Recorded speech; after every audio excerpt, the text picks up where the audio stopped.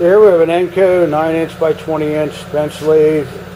It's used. It is in operating condition. Turn it on. It does operate.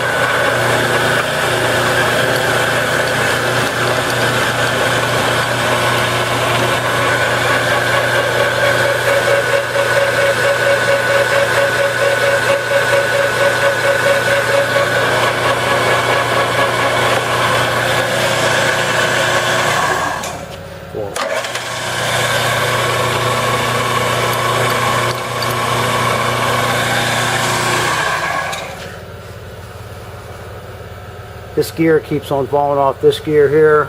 It's missing a drive belt. It includes these metric gears right here, some tools. All the other functions appear to operate. There's minimal signs of use, and it's missing the tailstock. No tailstock on this.